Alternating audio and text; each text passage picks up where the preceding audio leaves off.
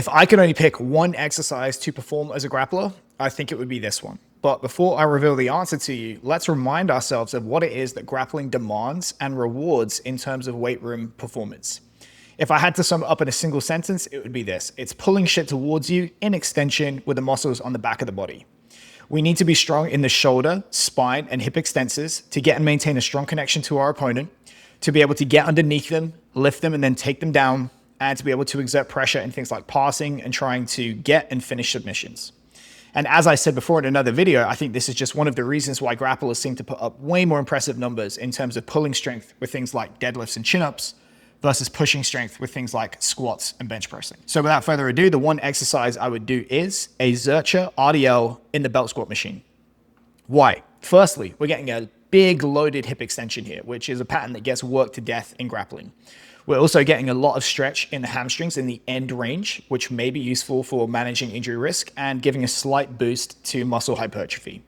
We're also training the erectors of the spine in two different ways.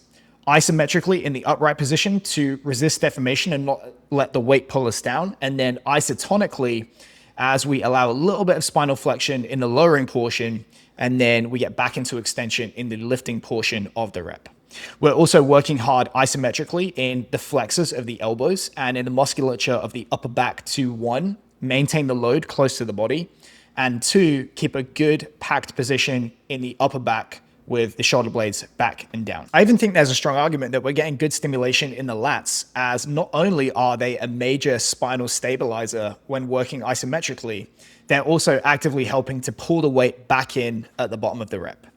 So not only are we hitting pretty much every muscle on the back of the body with this exercise, I think this particular setup with the belt squat is easier than the traditional setup with a barbell, and it also offers greater range of motion too. Plus, I think if you wanted to get really clever with this exercise, a lot of belt squats and pit sharks, like shown in this video, provide attachment points for bands, which you can add into the mix to overload the top of the rep and really accelerate into the load more so than traditional straight weight. This is useful if you want to develop power output. All in all, I think this is a highly efficient exercise for grapplers, and I'm guessing here, but I think it would be strongly correlated with physical capacity in grappling athletes, i.e.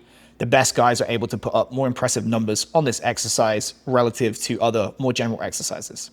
With that said, remember though, one exercise does not make a program, and if you want to be a balanced, well-rounded grappling athlete, you still need to do a whole bunch of other stuff, which coincidentally is included in Jack Jitsu. Link in bio if you'd like to get your hands on it.